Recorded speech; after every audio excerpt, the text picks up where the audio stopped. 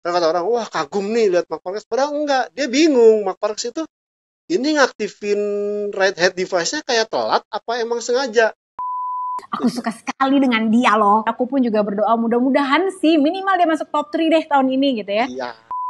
Peko mah bisa-bisanya aja. Dia cuma pengen nambahin nolnya di kontraknya dia supaya dia dibayar lebih mahal lagi sama Ducati katanya gitu kan.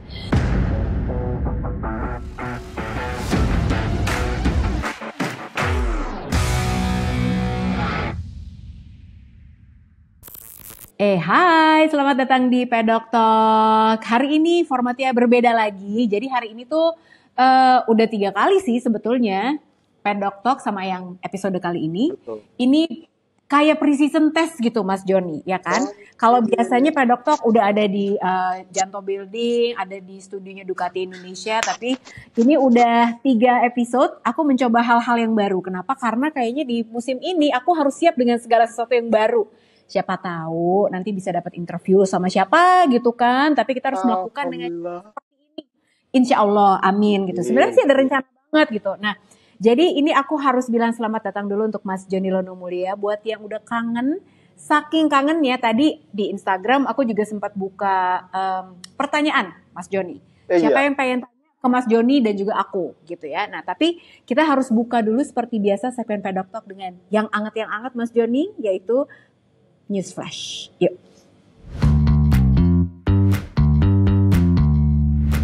Nah, di Newsflash kali ini Mas Joni sekaligus menjawab, ini tuh sebenarnya episode tentang kontrak-kontrak 2025 mau aku tahan sampai minggu depan ya.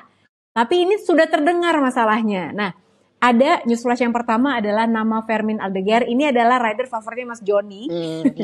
Dulu dia itu katanya Davide Tardozzi udah bilang sudah dibidik untuk menjadi rider Prima Pramac tahun 2025.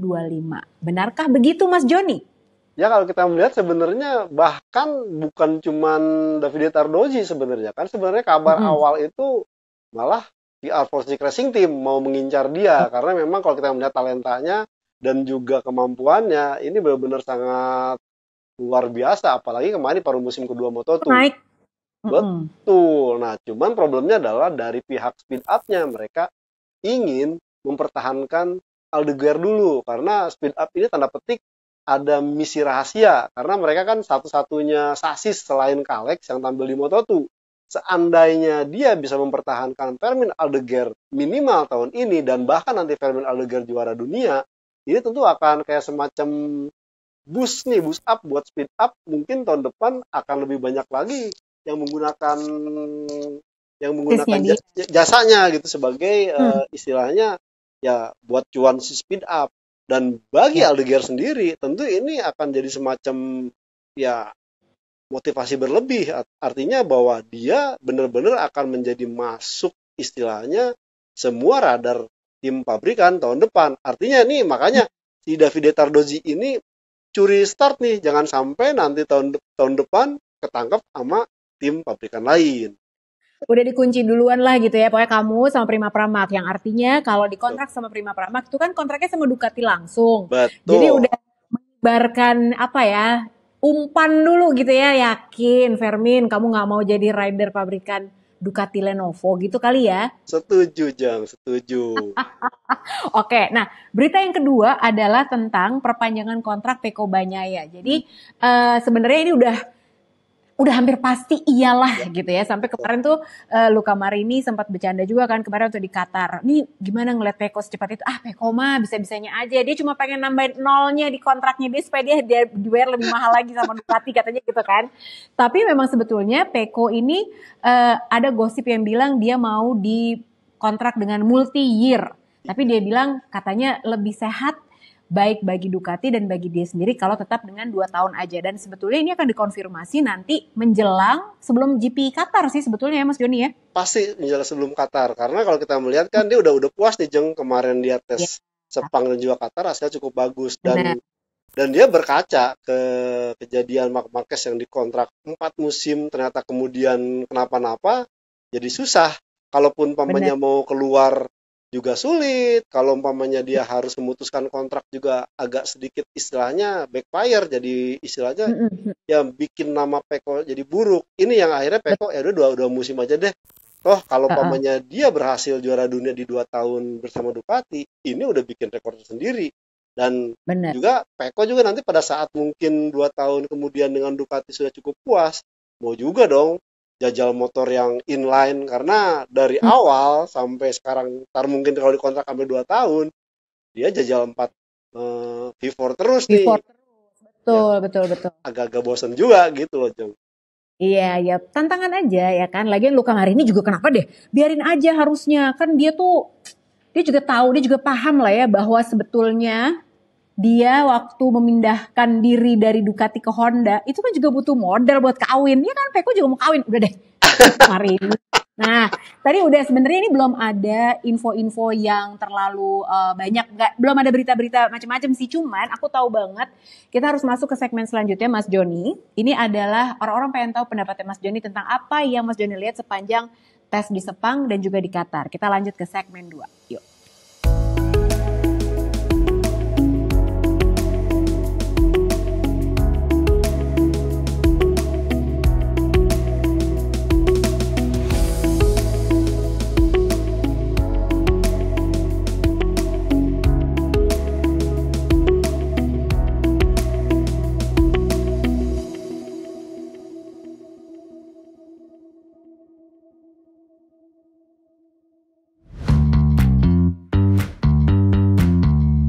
Jadi Nah, Qatar, ini adalah segmen selanjutnya Qatar, nih Qatar, Sepang. Sepang, Kita Qatar, round up semua deh, semua aja oke sih Mas semua Joni. di Karena summarize, oke. di rapel dari Apel. Sepang, dari Qatar, menurut Mas Joni, kita ngelihat satu yang kita highlight nih adalah ternyata Gigi Dalinya menepati janjinya. Waktu kemarin di launchingnya tim Ducati Lenovo, dia bilang pokoknya GP24 ini akan luar biasa, signifikan upgrade-nya. Meskipun kalau dari sisi fairing yang menurut dia katanya nggak pernah dilihat sebelumnya, Iya, lebih banyak perhatian ke Aprilia sebetulnya karena betul. waduh dia pakai aero rake segala macam gitu Iya, kan. Tapi kalau betul, Ducati betul. nggak ada sesuatu yang signifikan, tapi benar gitu. Gigi Dalinya benar bilang bahwa upgrade tenaganya tuh lebih gila, bahkan lebih gila daripada waktu GP21 ke GP22, GP22 ke 23 apalagi gitu ya. 22 ke 23 tuh lebih konservatif. Nah, Betul. menurut Mas Joni ini tuh sebetulnya apa sih upgrade yang paling signifikan dari GP24? Sebenarnya kalau kita melihat adalah dari seorang Peko Bagnaia. Setelah tahun Hmm. 2022 dia sempat ceplosan kan, wah hybrid lah, saya pengen yang inilah. Tapi dia kemudian, Karena dia nggak suka GP22. betul, kemudian dia berkembang, akhirnya sampai Hmm. kemudian di saat kemarin di 2023 ini dia sempat menemukan bahwa ini motor udah oke, meskipun Hmm. dicoba berbagai macam hasil agak kesulitan, dan kemudian sejalan kemudian paruh musim pertama dan kedua Peko menunjukkan bahwa ini Ducati benar-benar punya seorang pembalap yang komplit, bagaimana bisa mengembangkan motor dan juga tampil cukup apik, meskipun agak sedikit kemarin tahun lalu tuh agak deg-degan karena mengalami insiden yang sampai digeleng sama Brad Binder tuh. Nah, dari perkembangan itu sebenarnya kelihatan sampai seorang Jorge Martin itu dikasih motor, kan motor bener-bener hasil uji coba yang dikembangkan oleh Peko. Makanya maaf kata nih, bukan mengecilkan seorang Jorge Martin, tapi kemarin itu motornya itu Gigi Dalinya berikan itu memang plek-plek sama dengan Peko Bagnaia, yang seharusnya motor itu dipakai oleh Enea Bastianini. Jadi sebenarnya Hmm. kemarin kalau pamannya mau jujur-jujur kata, seandainya mungkin kebijakan dari pabrikan Ducati ini agak sedikit istilahnya tanda petik culas, ya kenapa saya bilang culas, jadi kan itu kan tim tim B, ya udah nggak usah dikasih spek yang terbaru, tapi karena mereka sadar bahwa mereka butuh pengembangan yang lebih jauh ke depan karena Enea Bastian ini terhambat, maka dikasih ke Jorge Martin. Dari uji coba kemarin pun Peko udah mengatakan bahwa kekurangannya adalah top speed, dan kalaupun ada pembenahan, saya rasa ya untuk aerodinamika kemarin tuh Desmosedi CGP itu udah ketahuan yang dari paruh musim kedua itu paling terbaik, dan bagaimana Iya. seorang Peko mencetak waktu terbaik, bisa masuk ke Hmm. kemudian langsung ke Q2, dan kemarin itu akhirnya dia kan paling enteng tuh di tes Valencia kemarin tuh, oh udah dapat nih, saya puas banget, langsung dia Di saat orang-orang lain masih running ngetes ya udah ya, sampai jumpa, saatnya bobo, pasti Sepang Iya, pun iya, iya, iya. dihentikan. Dan ini Benar, saya rasa benar, benar. tetap Ducati adalah motor yang harus tetap istilahnya paling harus dikalahkan oleh tim-tim lain. Meskipun Karena sebetulnya gigi dalinya tuh agak sedikit menggarisbawahi sebenarnya dia suka dengan konsesi MotoGP 2024 ini, ya, tapi kenapa nih yang Aprilia sama KTM harus dapat konsesi? Karena secara pengembangan mereka itu tinggal istilahnya apa ya? fine tune. Betul, kalau sekarang dikasih istilahnya Ducati kan amsyong nih, kagak ada tes-tesan, cuman berserah kepada Michael Piro, sementara KTM Mm. dan juga Aprilia masih bisa dengan berbagai macam istilahnya, test ridernya turun di balapan atau apa. Yang saya rasa ini yang mungkin yang harus diwaspadai oleh Ducati adalah antara KTM dan Aprilia. Menyambung ke pertanyaan kedua, makanya kan tadi Mas Joni udah bilang harus waspada sama KTM sama Aprilia. Nah, menariknya kalau Aprilia sih sebetulnya yang cocok sama RSGP versi 2024 ini cuman Aleix. Iya. Sementara kalau Maverick Vinales yang biasanya kencang banget kalau tiap kali testing, Betul. dia agak kerepotan karena dia bilang aerofairingnya tuh berat banget di aku gitu. Betul. Sebenarnya Alex juga bilang memang benar gitu. Miguel Oliveira juga dia kurang bisa menemukan. Betul. Nah, Raul Fernandez yang memang masih pakai versi 2023 dia malah wah kok nih cocok nih gitu ya kan. Nah, tapi sebetulnya kalau Aprilia Romano Albesiano pas aku ngobrol sama dia di Sepang gitu ya. Kalau dia aja udah bilang kenapa sih Aprilia kok nggak konsisten? Nah, Romano Albesiano nih bukan Lucy Wiryono yang ngomong, dia bilang jujur aku juga nggak tahu jawabannya. Jadi apalah kita sok tahu ya kan Mas Joni ya. Terus udah gitu isu panas juga dia bilang itu pasti masih akan dialami juga di musim ini terutama nanti masuk ke seri-seri Asia, dia bilang gitu. Masih belum ada solusinya. Itu Romano Albesiano udah ngomong kayak gitu. Yang menarik sebetulnya sekarang adalah memang KTM karena Pecco Bagnaia juga udah sempat bilang nih. Kemarin kalau sempat lihat di Instagram apa sih pabrikan mana yang harus diwaspadai memang KTM. Nah, apa yang Mas Joni lihat karena sebetulnya KTM ini selain carbon fiber sasisnya yang katanya ini akan menangani masalah edge gripnya yang dia nggak punya kan. Kalau edge grip tuh pengertiannya gimana ya? Mungkin kalau pedok crew ngelihat Brad Binder deh contoh paling cakep ya Mas Joni ya. Dia kalau lagi cornering itu motornya tuh kayak ngebuang kayak gitu ya. Pantatnya tuh gini gitu bagian belakang motornya. Jadi sideways cenah ya namanya. Gitu. Sideways, betul. Itu cakep, tapi sebetulnya kalau kata Jack Miller waktu kita ngobrol di Sepang juga dia bilang, tapi itu sebetulnya kayak ibaratnya luka beset panjang tapi cuma pakai band-aid. Bukan itu solusinya, harusnya mah dijahit gitu. Jadi katanya memang si karbon sasis fiber inilah yang signifikan dari KTM. Atau Mas Joni ngeliat ada hal lain dari KTM? Sebenarnya kalau kita melihat ada banyak hal sih Jeng. Karena kalau kita melihat bahwa satu hal adalah saya melihat ada 3 hal. Pertama adalah mereka membajak sebagian besar orang-orang nomor 2 Ducati. Serlatini, kemudian Giribola, dan akhirnya Jack Miller, dan bahkan juga istilahnya tim manajernya skuad tim B Pramac Racing yaitu Francesco Guidi itu pun diambil. Itu yang pertama. Yang kedua adalah bahwa mereka sadar bahwa untuk mengembangkan yang lebih canggih lagi dengan kondisi motor KTM yang sebenarnya kan inline, artinya sinergi dengan Ducati yang memang V4 juga. Makanya dia akhirnya sadar bahwa mesti mengembangkan perangkat aerodinamika. Akhirnya mereka dengan sumber daya mereka sendiri punya Red Bull Advanced Technology, dikembangkanlah perangkat aerodinamika.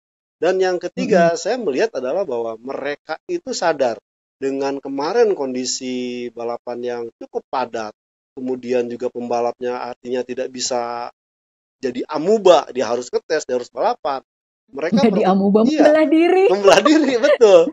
Nah, mereka memanfaatkan talenta pembalap test rider sekaliber Dani Pedrosa yang istilahnya ini tuh katakanlah ya habis manis sepah dibuang oleh Honda, tapi ini durian runtuh buat KTM. Dan ini saya rasa mulai menunjukkan hal yang signifikan. Bahkan kalau kita melihat di saat Sepang dan Qatar, murni itu yang menjalankan sesi pengetesan adalah pembalap-pembalap reguler.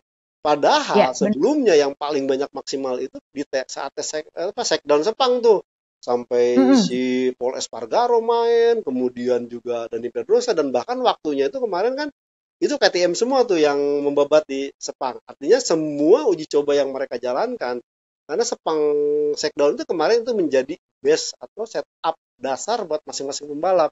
Dan banyak Betul. kemudian ini KTM itu selalu menggunakan istilahnya jangan pamer dulu gitu.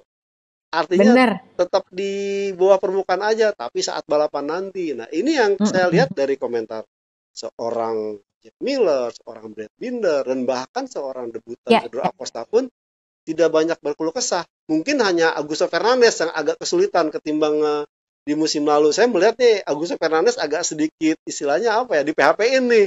Giliran datang Pedro Acosta, mestinya itu motor yang mungkin segala macam buat dia tetap mengembangkan sendiri motor untuk karakter dia. Jadi saya rasa iya. KTM dengan Jack Miller, kemudian juga Brad Binder, saya rasa akan memberikan kejutan sesuai apa yang ditampilkan oleh seorang Gigi Dalinya di MotoGP musim ini, Bener. Jang. Dan yang menarik tuh baik di Aprilia dan juga KTM, Ducati juga sih ya Mas Joni. Jadi kemarin pas aku dengerin di brief semua rider itu mereka bilang, pokoknya sekarang motor-motor musim 2024 ini istilahnya tuh more in your hands. Jadi kalau Pedokru mau lihat gitu ya berita-beritanya apa sih more in your hands? Morgan, tuh. Electronics. Jadi supaya si ridernya ini benar-benar bisa ngerasain. Karena kadang-kadang nih kalau misalnya aku sih nggak bisa naik motor ya jujur aja. Cuman ini kan katanya rider-rider. Untungnya sering ketemu rider-rider jadi bisa tahu gitu ya. Maksudnya apa sih more in your hands? Aku juga waktu itu nanya ya maksudnya gimana. Terus ya gitu ya mohon maaf mbaknya nggak bisa naik motor. Terus ya gitu mereka ngejelasin bahwa kadang kalau misalnya kita lagi riding sendiri, nah kita kan ketahuan tuh karakter mesin kayak apa dengar dari suaranya. Nah, masalahnya kalau ada 20 motor di sekitar kita, kagak kedengeran. Iya, Akhirnya baru bisa dirasain di throttle segala macam kayak gitu-gitu ya Mas Joni ya. betul. Makanya dibutuhkan elektronik yang lebih sedikit dan keputusan-keputusan dalam mengendarai motor itu diserahkan kepada ridernya lagi. Jadi bukan elektroniknya yang ngatur. Nah, Betul. ini aku sempat dengar insight dari Pedro Acosta juga ya, makanya nih anak pinter banget emang Iya, ya. Jadi dia bilang kalau naik motor MotoGP yang aku pelajarin dari 3 kali ini, baru 3 kali ya sebenarnya, aku tuh jadi paham bahwa kita itu bukan berarti jadi rider harus nge-push terus katanya Mas Joni. Jadi dia bilang kalau nge-push, misalnya kita maksa nih motornya kita sikat banget, nah si elektronik itu akan ngelawan kita. Nanti kita dilawan tuh sama anti wheelie iya, lah gitu segala macam, sama traction control segala betul. macam. Capek banget gitu. Sekali-sekali sih nggak apa-apa ya. Cuman kalau 20 lap kayak gitu sih tenaganya habis banget. Dia Iya, bilang gitu. Jadi iya, yang menarik tuh itu. Sekarang motor-motor MotoGP itu lebih sedikit elektroniknya. Katanya seperti itu. Nah, Mas Joni, iya. ini dia nih. Soal Honda sama Yamaha. Nah, Oke, Mas Joni udah lihat, Sepang udah lihat kan tadi Mas Joni lihat itu sebetulnya cari setup yang paling dasar lah gitu. betul. Nah, Honda sama Yamaha udah mulai kebaca waktu di Qatar kemarin. Karena Qatar kemarin itu sebetulnya udah bukan mencari pengembangan lagi, Iya, tapi cari reset up, ya buat kan? buat pas balapan Nah, ronde pertama, betul. mending mana nih? Aku sih nggak akan bilang bahwa siapa yang akan lebih kompetitif di tahun 2024, tapi dari cara kerjanya mereka dengan Yamaha yang ngambil Max Bartolini, terus udah gitu Nikotra juga untuk Iya, yang urusan aerodynamics. Honda juga nggak semasif Yamaha sih ngambilin orang Ducati gitu ya, tapi bobot motornya jadi lebih ringan 8 kilo. Terus udah gitu cara mereka bekerja masih ada Jepangnya juga memang tidak seradikal Yamaha. Nah, menurut Mas Joni dari approach kedua pabrikan Jepang ini mendingan yang mana? saya Yamaha melihat atau Honda? justru justru pabrikan berlogo H, Jeng. Karena apa? Oh ya? Iya, Padahal karena kayaknya mereka dilihat lebih lebih lebih pelan gitu. Jadi kalau betul, bergerak tuh grafiknya naiknya pelan gitu. betul. Makanya itu yang mungkin akan dicoba oleh Honda di musim ini. Dia tidak akan langsung Hmm, push dari awal, tapi dia akan coba cari dulu. Itu sebabnya beberapa mereka mendapatkan, saya rasa kelebihannya adalah mereka punya 4 pembalap berpengalaman, Jeng. Ada betul. Gami, ada Johan Zarco, kemudian Johan Mir, dan juga Luca Marini. Luca Marini kan Betul. kalau boleh dibilang ya cukup istilahnya di luar dugaan itu, orang yang tidak pernah ada pengalaman dengan Honda sama sekali tiba-tiba dikontrak, dan kontraknya pun itu lebih panjang daripada seorang Johan Mir yang notabene juara dunia. Nah, saya Iya, rasa kemarin itu juga kalau kita melihat semua pembalap itu istilahnya bener-bener di wongke jeng, artinya didengarkan pendapatnya, diikutin apa maunya. Ini agak berbeda dengan saat masih ada Marc Marquez. Di saat Nakagami bilang begini, sepakat dengan Paul Espargaro, tiba-tiba Marc Marquez bilang oh enggak, diganti semua.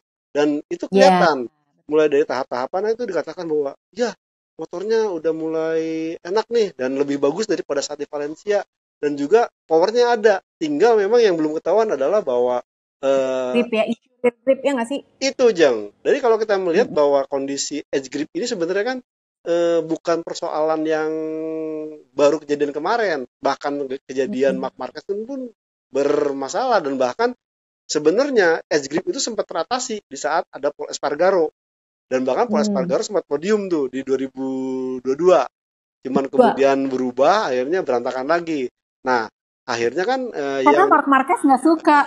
iya, karena Marc Marquez itu lebih, ya sampai dia gaya bawa Ducati pun dia bilang saya lebih Iya, masih masih ke bawah gaya motor yang Honda. lama, yaitu Mm. push ke bagian depan. Padahal bagaimana mengatur ban belakang itu penting, dan itu yang Ya. dipunyai oleh Ducati.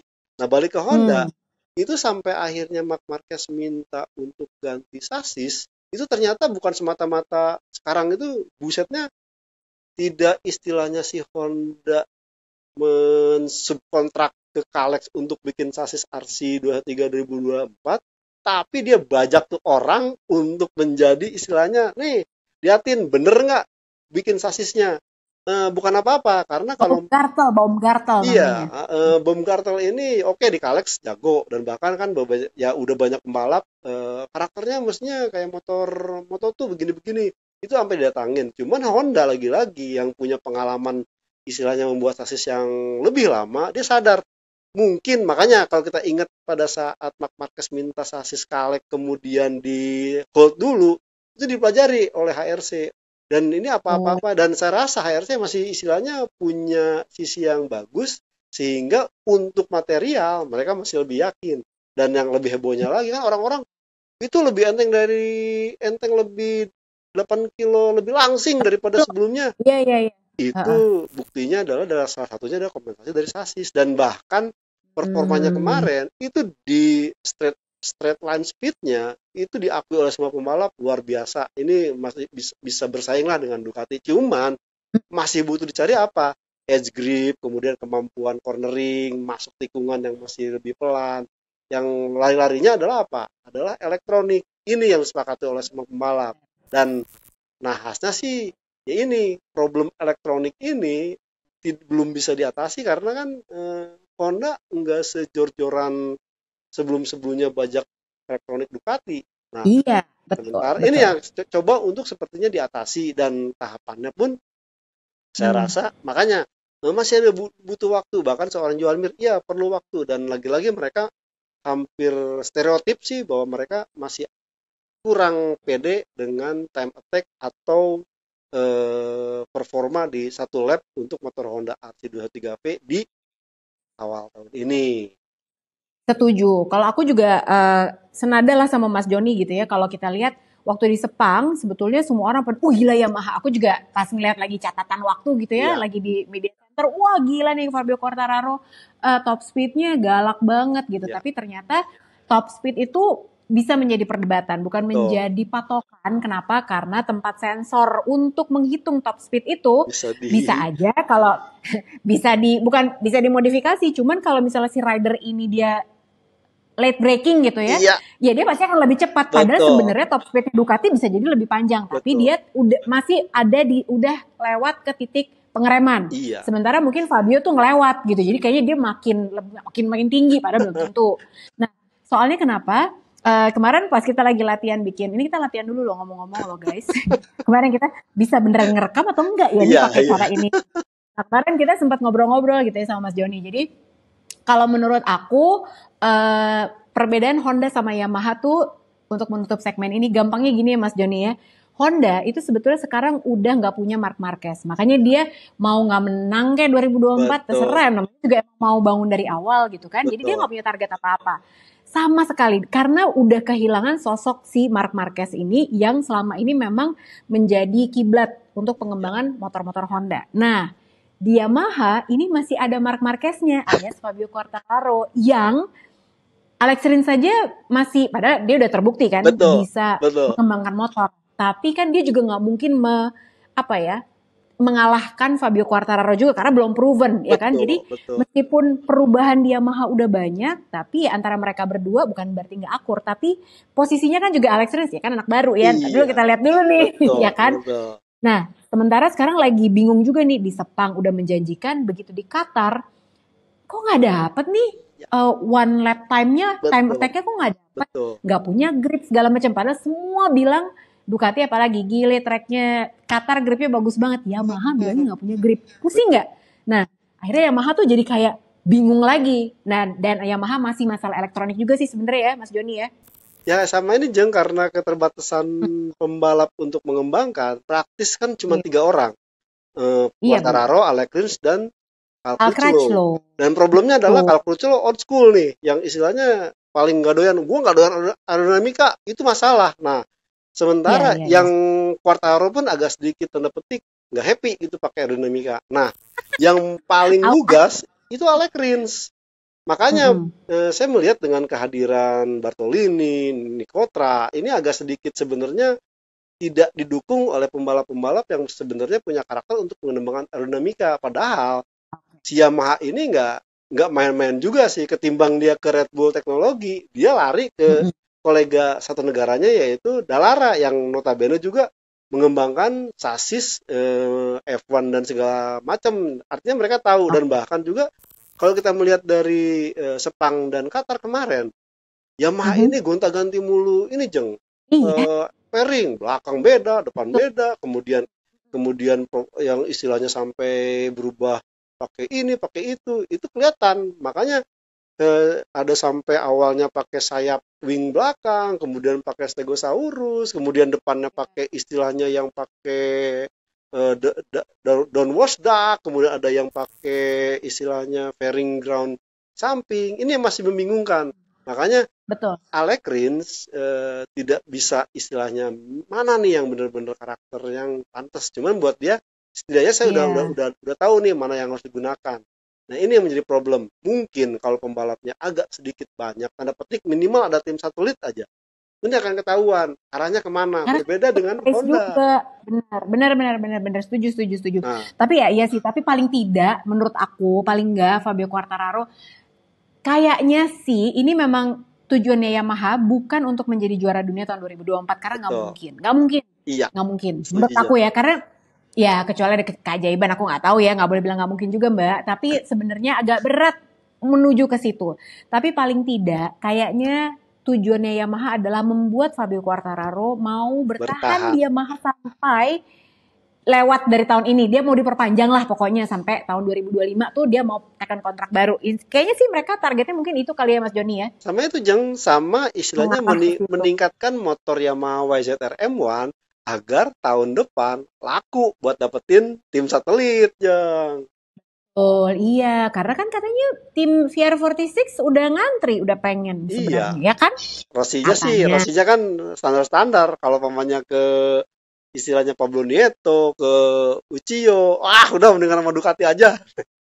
Ya, iyalah kan Bapak Bos soalnya nggak ikut balapan, ya Itu, kan? Bapak Bos ya betul, seneng-seneng aja, udah betul. dibayar juga sama Yamaha jadi brand ambassador. Nah, ini untuk segmen terakhir Mas Joni, kita akan bahas kira-kira prediksinya Mas Joni karena kan udah mau race nih tanggal 8 Iya. sampai 11 Maret ini kita udah masuk ke Qatar GP.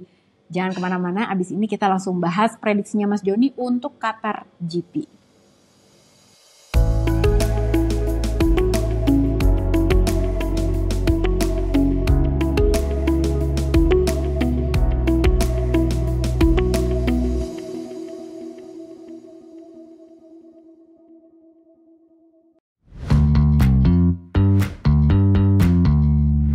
Baiklah Mas Joni, ini kita akan masuk ke Qatar GP 8 sampai 11 Maret yang sudah dinanti-nantikan sama banyak sekali dan siapa tahu ya kan, aku kan masih collab sama MotoGP Guru nih. Jadi ini Idi. penting sekali untuk untuk mendengarkan apa yang menjadi prediksinya Mas Joni.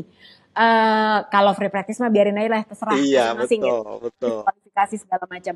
Nah, kalau menurut Mas Joni, siapa yang paling akan membuat kejutan di seri pembuka? Aku ada dua pilihan nama nih, ya Oke, kan? apakah Marc Marquez atau Pedro Acosta? Dua nama ini menurut Mas Joni yang hasilnya paling mengejutkan siapa? Saya feeling Pedro Acosta, Jeng. Kenapa? Kenapa Satu, nggak Marc Marquez? Semua orang pegang Marc Marquez loh. Marc Marquez ini kan kemarin seorang Marc Marquez sampai ngobrol ke Peko tuh, Peko bilang, cara bawa lu masih kayak Honda, main Iya, iya. banting-banting kayak motor Honda Touringan, Ducati enggak. Oh Terus? gitu ya, terus sampai dia ngakuin kan, iya masih bawa, terus agak susah ya kalau ngerem. Peko kan bilang, ya emang ban belakangnya, dan dia itu memang sangat stabil di saat straight line speed.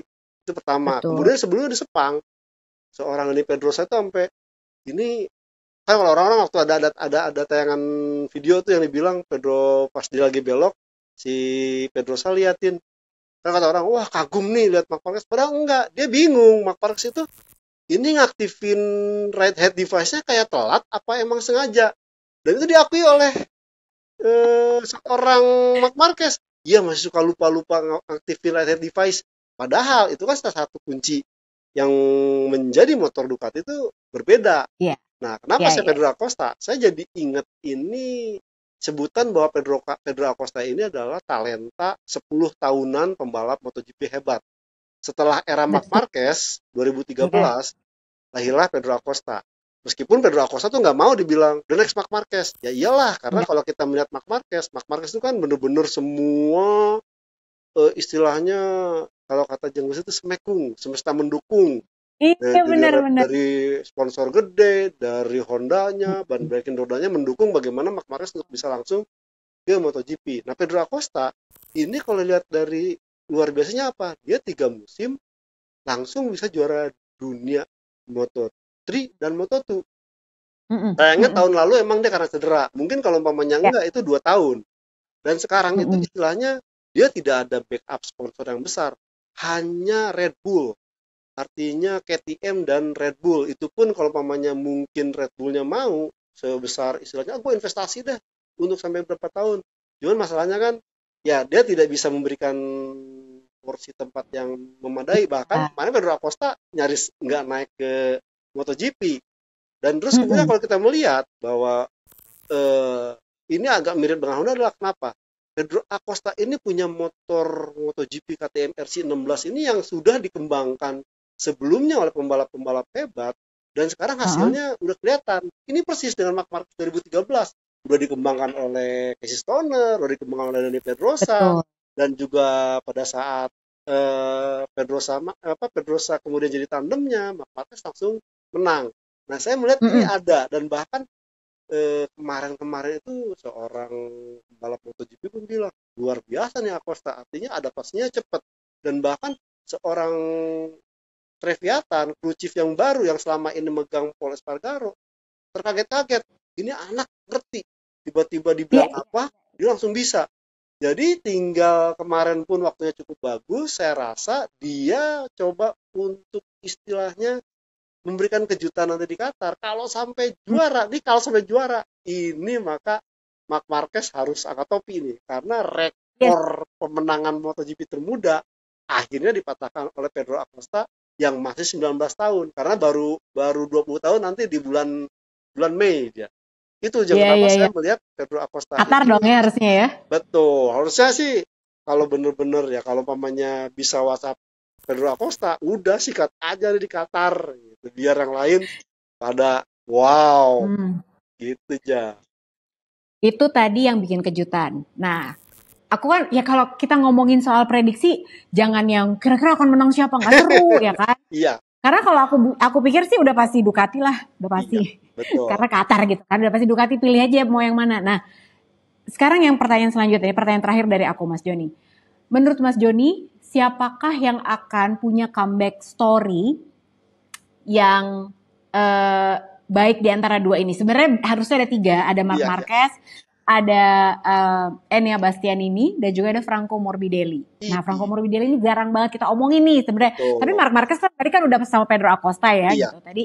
Nah, kalau antara dua nama ini, Enea Bastianini dan Franco Morbidelli, yang dua-duanya tuh sama-sama bisa dibilang gurem lah gitu. iya. Ya, Enea baru hampir akan gitu ya tahun lalu, tapi di Sepang doang dia menangnya gitu. Nah, siapa di antara kedua ini yang akan membuka di Qatar GP dengan hasil yang lebih baik? Enea lah ya. Enea Bastianini nih, Jeng. Saya yakin banget Enea Bastianini nih, karena kalau kita melihat kemarin itu kan problemnya adalah memang cedera, dan makanya agak Ya, aneh saat dia cedera kok nggak naik meja operasi meskipun alasannya jadi lama. Tapi ya, betul. problemnya sembuhnya nggak sembuh benar. Nah, mudah-mudahan Ya, nih dengan kondisi yang lebih fit, Enea akan memberikan hasil yang terbaik. oke. Kalau Enea Bastianini, nah tapi gini, sekarang aku nyambung dikit nih ya, Oke, katanya terakhir. Franco Morbidelli ini kan nggak ikut tes sama sekali nih. itu Jeng.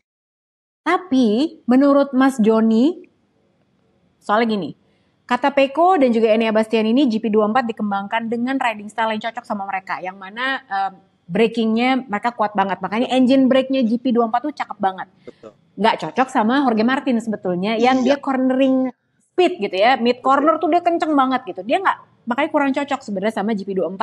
betul. Tapi memang Jorge Martin tuh emang warrior banget dan dia canggih lah gitu ya. Makanya dia bisa beradaptasi dengan cepat. Nah kalau Franco Morbidelli di Qatar ini kan dia kan baru pertama kali banget nih, ya udah sih di Betul, Jeng. Valencia, tapi kan nggak signifikan lah itu. Betul.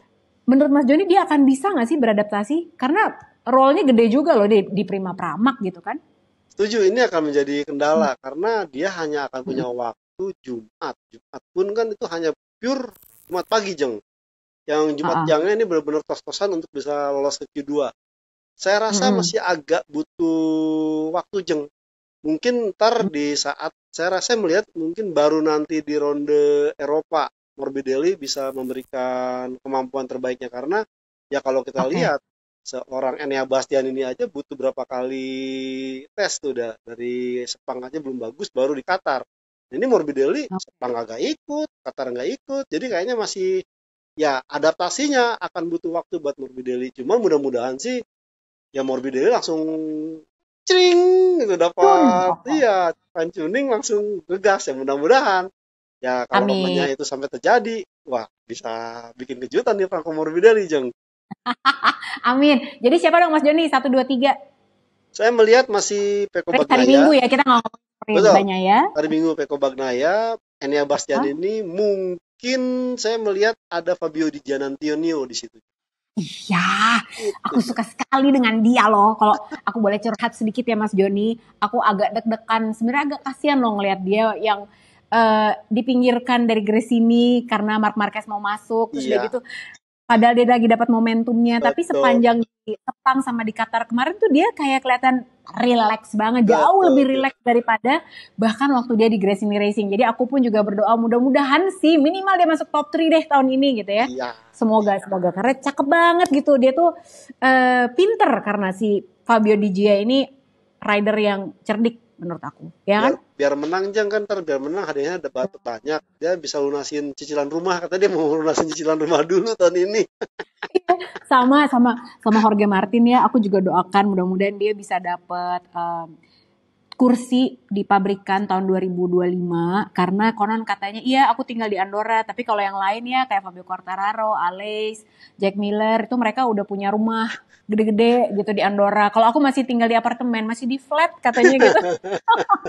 Jadi dia makanya pengen banget jadi rider pabrikan gitu Pabrikan, cenah ya kan. betul. Oh, oh. Mas Joni terima kasih banyak atas waktunya hari ini. Jangan Sama-sama, lupa Jeng. aku kasih PR. Jadi ini masih ada pertanyaan sebetulnya, tapi Oke, oke. pertanyaan-pertanyaan ini akan aku bahas minggu depan karena tadi belum banyak yang masuk. Jadi sekalian ya, jadi minggu depan buat teman-teman Pedok Talk yang sudah memberikan pertanyaan, tadi baru kepilih 2. Yang lainnya soalnya pertanyaannya masih menurut Mbak Lucy dan Mas Joni apakah Marc Marquez bisa menjadi juara tahun ini? Jangan yang kayak gitu dong nanyanya. Yang lebih seru gitu ya kan. Kita kasih kesempatan sampai malam karena tadi aku juga bukanya masih kesiangan sih karena harus Oke, kerja oke. dulu. Siap. Jadi silakan Mas Joni sama PR-nya minggu depan kita akan ngajak Pedok Crew untuk ngomongin kontrak-kontrak rider yang habis di tahun 2025 dan 2000. perkiraannya mereka akan kemana. Ya dong. Nah Ya, itu soalnya makin deket, nggak bisa kita bahas hari ini karena dalam minggu-minggu ini aja siapa tahu ada iya, kontrak-kontrak yang sudah betul. diumumkan. Ya dong. Betul. Makanya kita tunggu dulu. Oke, terima kasih banyak atas perhatiannya Pedokru. Kita akan ketemu lagi minggu depan. PR-nya Mas Joni, kalian juga udah dengar. Kalau Mas Joni nggak bikin PR-nya, marahin Mas Joni. Marahin di Instagram. Oke, bikin aja viral. Oke? Siap, mantan. Siap. Terima kasih banyak. Jangan lupa buat like, subscribe. Kita akan ketemu lagi minggu depan. Thank you Mas Joni. Sampai ketemu. Sama-sama. Bye.